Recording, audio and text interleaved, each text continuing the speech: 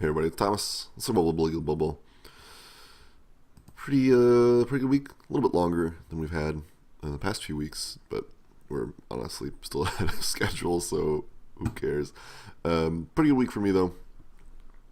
I got a level up here on Yes Wire hangers, and getting level 2. I had a couple choices here. I really thought about going block, but my concern at this point is there's only so many weeks left in the season, and Mighty Blow is probably going to be more helpful at this point, so I decided to go Mighty Blow so I can hit a little bit harder. I think that's my only big change. Not a lot happened for me this week.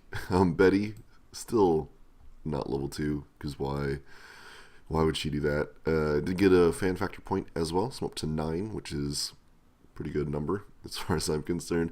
As that alludes to, and as you can see up here, I did win the game, and you can watch that up here.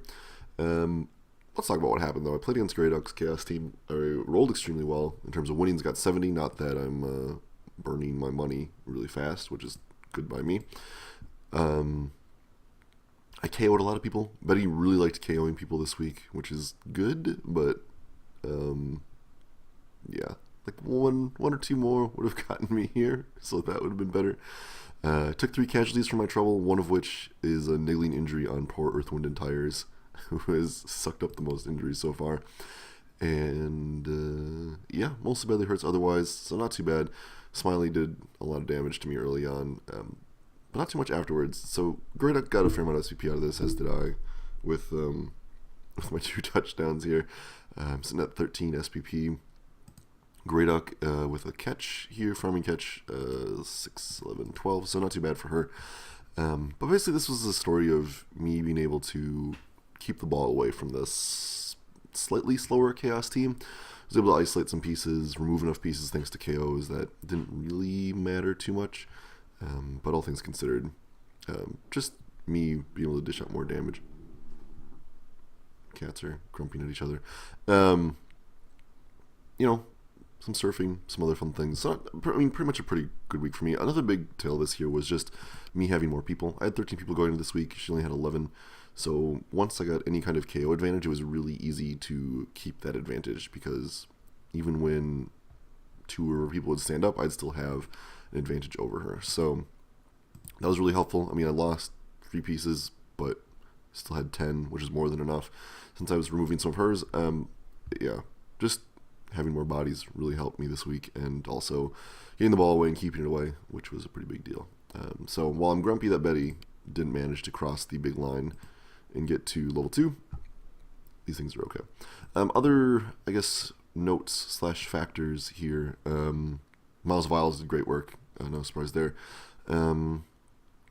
I just need to get more levels on, like, Betty. My Daemons need to get levels as well. I wouldn't be mad if my Heralds got levels too. Pretty much any levels I can get at this point are good.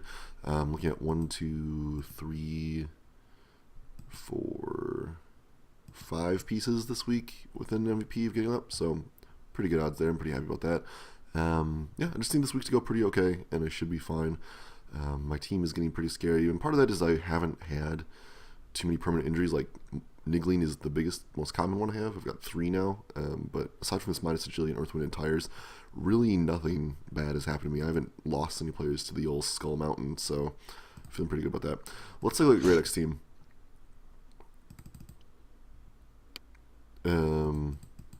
Money rolled 20k. It's not that great, but she's not spending it either. She did buy a couple of Beastmen before we played, just to fill out our roster. Now she'll have her pieces back as well, which will be very helpful. She'll have 12 pieces, which I think is probably enough. She could go to 13. Probably long term will want to go to 13, but 12 is fine for now, just to keep her team value in a respectable range. Level up on Smiley, because I gave it level 4, and level up here on the wrestle piece. So things worth considering here. A bunch of choices, honestly. Smiley, guard is what I'd lean towards. Stand firm isn't bad, but guard is probably what she wants. More guard in this team will help a lot. I mean, she's stronger than everybody. Getting guard will make her more stronger, and more importantly, help her keep up with all the other guard that's flying around here. Puma Pedestal here, this is her ball retrieval piece. Probably strip ball is what she'd want to get. Tackle would also be worth considering, but strip ball, the people with sure hands at this point are Jessup with his thrower, and Zach's got a ghoul with sure hands, I think, and Andrew's got some hobgoblins. So a couple teams that are worth considering, but strip ball will still work on the majority of pieces, and it's still pretty good. So wrestle strip ball is what I think of. Wrestle tackle might be more useful outside of getting the ball away, so that'd be the other angle to consider it on. But not that many people have dodge too, so definitely a choice to make. Other option that could be okay for Puma Pedestal here would be Mighty Blow, because you're going to be using this wrestle piece to blitz more often probably than not, although Smiley will do a fair amount of blitzing as well. Just more hitting in general though. Mighty Blow will help turn when you get POWs into removals, so that's the other angle to consider here, given how much time is left in the league. Might not be a bad idea. 19 SVP2 is not that far away from hitting level 4. I mean 12 is still a lot, but it's not unmanageable, so things to consider. I took Lion Ionic out pretty early, so it couldn't hit level 2, but that's kind of the next step here. I would say Lion Ionic and Leopard Corinthian are probably the targets for leveling up. Leopard so it can get Blodged combo, and Lion so it can get Block. Yeah, necessary things there. Otherwise, yeah, this team is chugging right along. Still 8 fan factor, didn't lose any. Tons of money in the bank. Honestly, I mean, she could buy the other Beastman now, but I don't know. She's got a lot of money in her team already. Other games here. This guy's got posted sometime to watch it. This is Undead versus Dark Elf. Jessup posted, Jessup, God, I mix them up all the time, and I don't know why I do. I don't have good reason. Sorry, Zach. Zach pulled out his second win here. Basically, this looked like Zach was just able to punch his way through the elf. Orville's dodges weren't that great, and Zach was able to just do the damage. Pretty weak for Zach in terms of SPP. 2 casualties, touchdown, MVP. I mean, that's a good 12. He's pretty up with that compared to Orville's kind of sad 7. 70k on top of that, never a bad thing. Yeah, just a solid week from Zach. No complaints whatsoever. Let's see, I think we got some level ups here. This game happened a while ago, so I'm not entirely sure here who exactly got it. I think... I don't remember. Maybe it was Jackie Joyner Kersey, and that's why I got sure hands. Not quite sure. Yeah, that's what I think happened. I don't know. Not a huge week for leveling up, honestly, but that's okay. Sorry, I'm just so amused by Meter Maid sucking up so many MVPs. Yeah, I mean, this team's doing fine. It's doing the undead thing. There's actually a lot of players within MVP range here. Let's see, 1, 2, 3, 4, 5, 6 players within leveling up, so that's pretty good. He's got 12 players, so odds are pretty good at that. I'd like to see some more purchases on this team at this point. You can get away with 12 players, but I think adding a 13th zombie wouldn't hurt. Or a skeleton. As more people are getting claw, skeleton might not be a bad idea. More mobility will help this team out quite a bit. So I would lean towards getting the skeleton. Even with 7 armor value, I think it'll be more beneficial at this stage of the game. That said, zombies are really good, so I wouldn't fault him for going zombie. Some other, line positional. Undead get the choice, so why not take it? His team value is respectable. Below 1,500, so he's not giving away that much money if he moves up another 40. I mean, 15, 10, whatever. That's what I do. Fan factor up to 40, or up to 4, so that's pretty good. Let's take a look at Orville. Like I said, I speed watched this game, so I don't have tons of insight. Orville did have one kind of weird throw, but whatever. 70k, so that's great. That's the highest Orville's won rolled all game. Means he had fame as well, which I didn't notice when I was doing the quick review of the video. So yeah, fantastic week for Orville.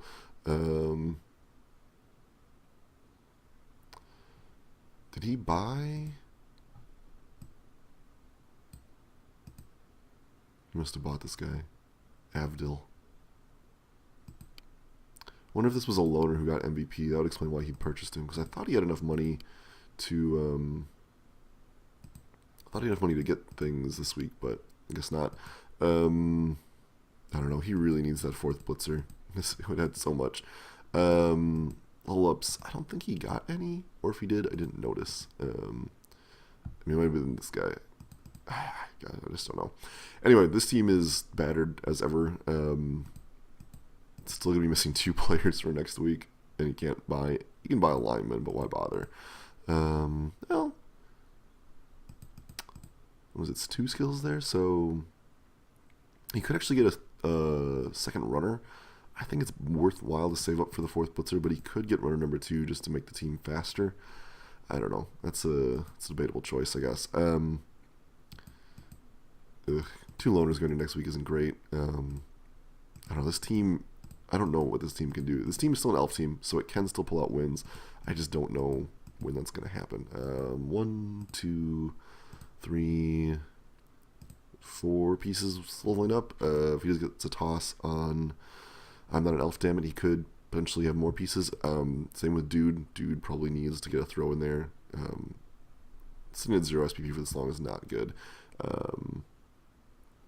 I don't know. This team just needs so much because right now all it's doing is getting a bunch of money. And even then, it's not getting that much money because after inducements, he's still at 1410. So I don't know. Orville needs a lot more than he's getting. I don't know how to solve that at this stage.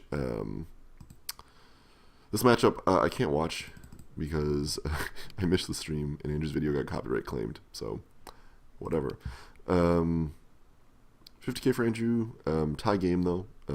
Which is better than I expected, although Andrew did manage to peel off one of Jessup's players because why wouldn't Jessup have a death, unfortunately. So only 7 SPP for Andrew, so technically better week for Jessup, and then he got 9 SPP, but I don't know how much of that SPP went to the dead player. Look at that in a second here. No real level ups, which is kind of unfortunate, but this team is really scary. Gatan Ironback is probably going to hit level 4 before too long. All the other dwarf blockers are in MVP range away from getting to next level. Andrew's got a lot of players, so 1, 2, 3, 4, 5. Just 5 actually. I thought he had more.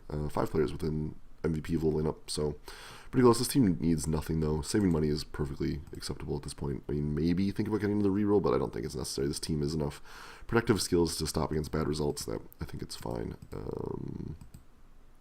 I don't know, Bull Centaurs need more. Which call Solid Toe is actually pretty close to hitting level 3, which is ideal, and he can get break tackle, or guard, or mighty blow. Sophie doesn't like those options. She really doesn't like those options. But I don't know, this team is doing just fine. It's very scary, can push out a ton of hurt. This team has just been slowly steamrolling up there, and Andrew, much like he is benefiting from not really having any deaths. It's a pretty big deal, and also having very minor permanent injuries. 1 niggling, I think he's actually ahead of me in terms of that. Yeah, he's got the 1 niggling and then this minus MV on this Bull Centaur, so pretty good for Andrew. Let's take a look at poor Jessup's lineup here. Oh, he lost his level 2 gutter runner with foul appearance. That's kind of insult to injury, honestly. What did he roll? 60, so he's got that going for him. He's rolled well each week. God, I don't even know. I guess just keep saving the money so you can buy something big. Let's see here. It's level 1 players next week, which is fewer than he'd like, but considering how many pieces Jessup has shed over the season, I think he's probably okay. Next week he's going to have Malarkey back, which is a pretty big deal. He did decide to keep Baloney here. Baloney is the -1 strength lineman from last week that was out this week because he got doubles and got guard. This is a tough choice. Guard adds a whole lot to this team. Blarney, who actually leads in kills for the league, could probably testify for that as well, but I don't know. 2 strength guard, I mean, guard adds a lot to the team. Absolutely. The problem is 2 strength guard is pretty removable. So unless he has more guard around him, so like if Blarney is hanging out with Bloney, he's still going to be pretty easy to hit. Because that's normally the way you deal with guard, is you just remove the guard piece entirely. And in a big pileup, which is what guard would normally imply, maybe not possible. I don't know. It's iffy. I don't like it, but at this point, I think he's got to keep what he can get. So I understand his logic. I can't really fault him for it. I don't know. These guard runners need levels as soon as possible, and I'm guessing Andrew was just able to shut him down, much as predicted. I'm surprised Andrew wasn't able to pull out a touchdown there, but Jessup is also a pretty good defensive player, and all this mobility on the Rats certainly helped there. Let's see this out watching the game. Last match of the week was a Mark versus Vampires game, which went pretty okay. Honestly, Mark rolled extremely well with 70, put in a lot of hurt and killed the players. So we have 2 deaths this week, so we are still way ahead of schedule. for 1 death per week. So many skulls this year. Solid week for Mark though. 2 touchdowns, MVP, 3 casualties. That is a ton of SPP. 17 total. I think that makes him our leader for the week. Chris did okay though. Got 9 with his MVP and 2 casualties here. More interestingly for me, as I'm playing Mark next week, is when Chris hit, he hit very hard. Put a niggling here on Britta, which is just horrific because 8 armor value, niggling means you can get removed a lot. And the Yeti is kind of interesting that it doesn't have any defensive skills like regen or thick skull. So, potential problem there. Pierce 2 also out with a niggling injury, which is a bigger deal as a 7 armor value piece.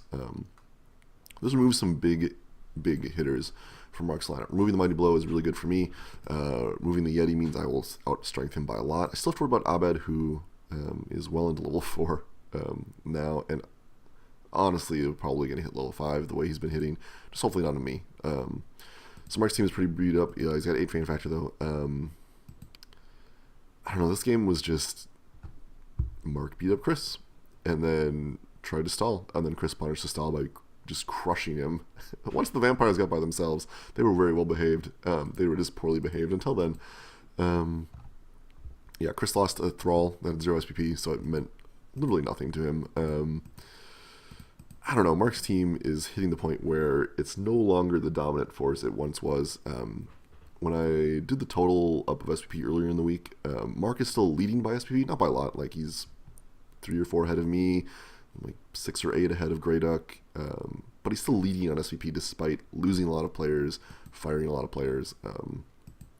His team does have a lot going for it still, but it's starting to be the point where everyone else is getting skills to match the block advantage, and the lower armor value means he can't fight toe-to-toe with a lot of these other hitting teams like mine or Andrews. So we'll see. I mean, this team is always dangerous because of how much pain it can inflict. It's debatable. We'll see. I think maybe the Dean leveled up and got sidestep. That sounds familiar. This matchup happened so long ago, I don't remember who got leveled up and who didn't. I think that's the only level up I want to say, though. Maybe Shirley got Mighty Blow. I don't know. Maybe Pierce 2 got Mighty Blow. I don't know. Things happened with this team. We'll leave it at that. You can watch that game, obviously, and decolor for yourself. Let's take a look at Chris. So Chris actually did pretty okay. He got levels up on Lady Marglotta, Slave on Humperdinck, and Auto Trick, so pretty good. Some of these may have happened before, and I just didn't remember, but whatever. One of these idiots is new. I think Carrot actually got a level up and got Wrestle. I don't remember. This happened so long, I don't remember exactly who got who. Picked up a lot of block, which, I don't know. I like dodge, but considering that he's failed so many dodges, even with the reroll, who cares, right? Sally, I think getting block is okay because she's slower. So, I don't know. Chris's team is not behaving well. Like, vampires can be really scary, but not with luck Chris has had. We'll see. Got 100k. I don't know if Chris is going to buy a 5th vampire, but it isn't a bad idea at this point. He'll have the money for it next week. Worth considering. He could just buy more thralls, too. His team value is pretty good at this point, though, so whatever. So that wraps us up for the week. Pretty okay week for my predictions, I think. I got this one right.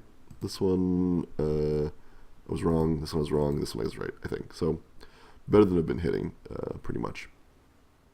Let's take a look at rankings before. Well, no, let's do a preview for next week first. Then we'll talk about rankings and stuff like that. So next week we got Vampires versus Undead. Last time these teams played, this is a clone, by the way, of where is this week? Week 5, I want to say.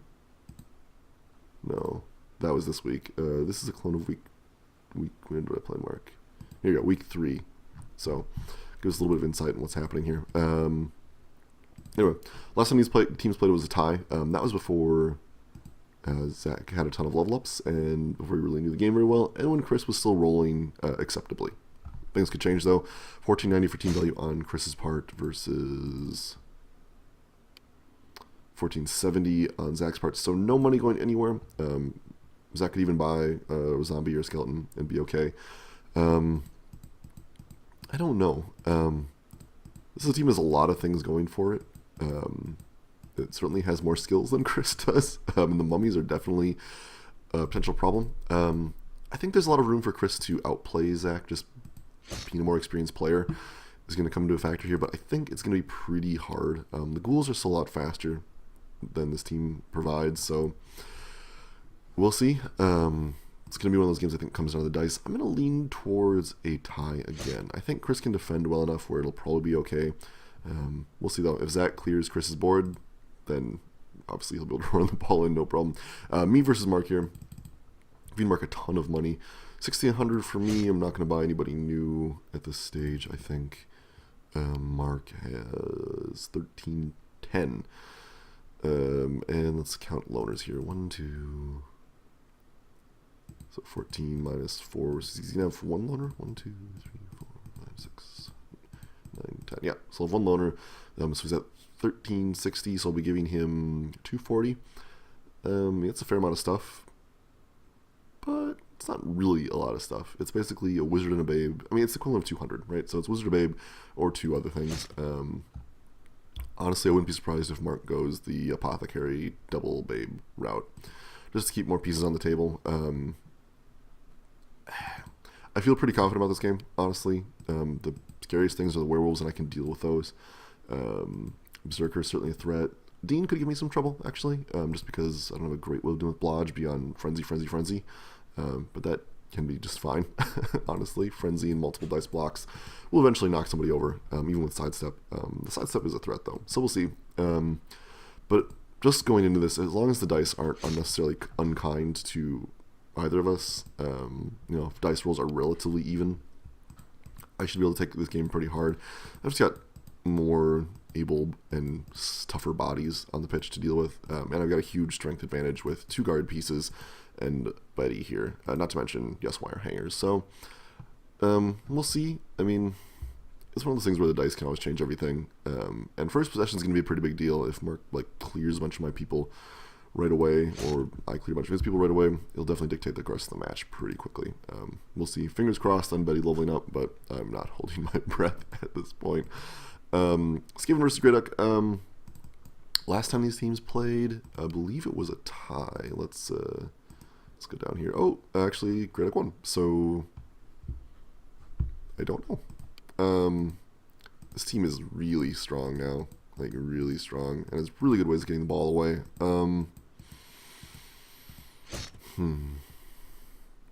Let's look at money given here. Grey Duck at 1,570, assuming no new purchases.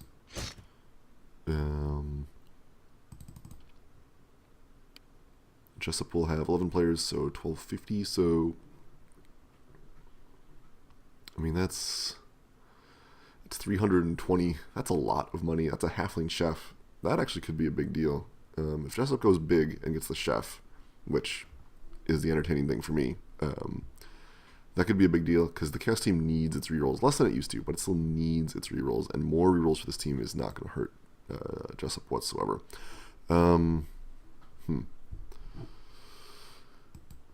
It kind of depends, honestly. If Malarkey gets the hits and Blarney does the hits, this game could go great, but the deployable force strength is a pretty big deal. The speed is probably going to be Jessup's biggest advantage here, especially the gut runners. That said, Grey Duck is very versed in the art of Skaven bullshit, so we'll see. But I don't know.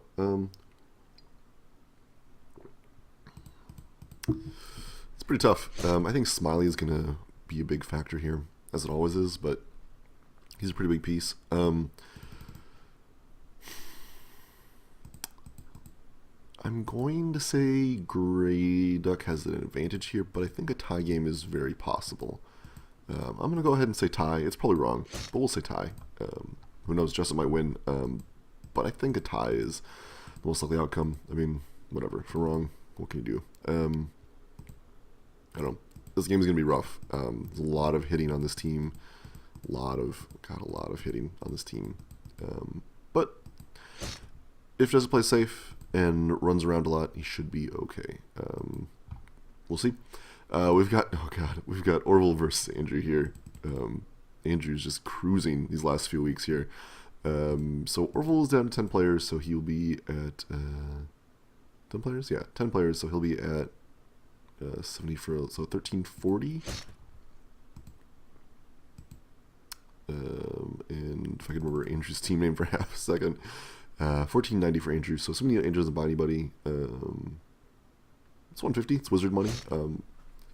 I think Orville can probably make this a tie then with wizard money, as long as I do my math right, which you never know. Because Andrew's not very good at moving the ball forward.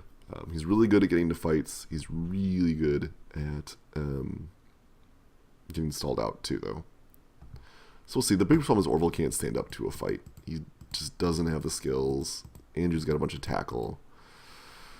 We'll see. I don't give Orville good odds here. He's a little bit faster, but the Bull Centaurs can catch everybody. So, I don't know. I think a tie is more likely, though, just because of the wizard. We'll see what Orville gets, though. If he gets Apothecary Babe, Andrew will probably win. But who knows? Again, biggest factor here is how well does Andrew's horde of punchy jerks clear the line. Will Gatan Ironback hit level 4? All these questions are pretty important. But still, I don't know. I think a tie game is more likely, assuming Orville goes wizard. Could go tie game anyway, just due to elf bullshit. We'll see. I mean, this should be a bad week for Orville, but it's elves. You can always turn a bad week into a good week. So let's take a quick dip into the rankings here. Pretty much what we're seeing here is a solid calcification of the top two tiers here at this point. 1 through 4 are pretty much locked at this point. It'll take a lot of effort for Andrew to supplant Jessup at the 4-5 spot, and even then, might see some movement in here though. Jessup could certainly outpass Mark. For example, if Jessup wins this week and Mark loses, Jessup would then be tied with Mark's record, and then those positions are up for grabs. Like I said, there's a lot of, all these areas are pretty close, essentially. 8 through 10, not a huge spread. 19 through 26, not that big of a spread. I mean, it's bigger than the bottom, but it's still pretty close. Lots of things could happen. But I don't expect the top 4 and the bottom 4 really to change that much. If groups stay the way they are now, we're looking at me, Jessup, Andrew, and Chris versus Greyduck, Mark, Orville, and Zach. So pretty interesting groups. We'll see. But basically, I expect most of the motion between groups to be from changing positions in here and here. We'll see. I mean, Greyduck could easily supplant me. Mark could easily supplant Greyduck. Jessup could easily supplant Mark, and so on and so on and so on. So pretty close. Let's take a quick perusal through the old Hall of Fame. Most experienced player. Congratulations, Abed, for holding on to this with the iron bloody grip of punching. Smiley coming up, which is pretty scary considering that Smiley came several weeks after Abed hit the stage. Larky at 30 as well. We got 2 players that are probably hit level 4 next week. Pretty much tons of people within pretty good range of level 4. We've got 1, 2, 3, 4 people within an MVP of hitting there, and some other people that are relatively close as well. Best scorer, the Dean, holds on to that with 5. Surprised to see me here, but I guess I've been trying to, the people that haven't gotten MVPs have had to feed touchdowns too, so that's probably why. And getting guess wire hangers too in that last game is probably a big deal there as well. But whatever. Best throwing, Hui holds on to that one pretty hardcore. No new interceptions this week. Most violent player, Abed, clearing it up with 15 here. Smiley closed it in pretty close though with 12, which again is very impressive considering that Smiley started later. I think on a per game basis, Smiley has gotten more casualties. Maybe? I'd have to do the math, and I'm not doing that right now. Yeah, I don't know. We've got a bunch of really heavy hitters at the top 3, and then less so down there. Although Gatan Ironback, once it got Money Blow, chugging right up there. Best runner, the Dean, supplanted by Ocelot Atlas by 10 yards, 5 squares. Something the Dean could easily reclaim, obviously. But we'll see. Yeah, whatever. Best throwing, Orville is still throwing farther, but can't really pass that up. Survivor still means nothing. Best killer, Blarney at 2. There's a lot of things that are not right with this table. Namely the fact that there's this long trail off below it. Yeah, God, terrifying. Best receiver. The only teams that are really throwing are Skaven and Elves, so not surprising to see them up there. A couple of honorable mentions here from Vampire and Mark's team, though. So, Quick recap of how I think this week is going to go. I think that tie game here. I think that I'll win. I think tie game here. And I think tie game here. Probably going to be wrong on all these, but hey. Whatever. All right. We're really closing in here. Last 3 weeks of the regular season. Then we move to group stage. Once we hit the group stage, we'll do kind of a road to the playoffs map. Who we think has the best chances of making it out. Obviously, a lot of that will be determined by groups, which are honestly still very hard to predict, simply due to the mobility between each section here, and a little bit of potential movement at the border, but unlikely. Whatever. We'll see. Should be interesting. Thanks for watching, everybody. My name's Thomas. I'll talk to you later.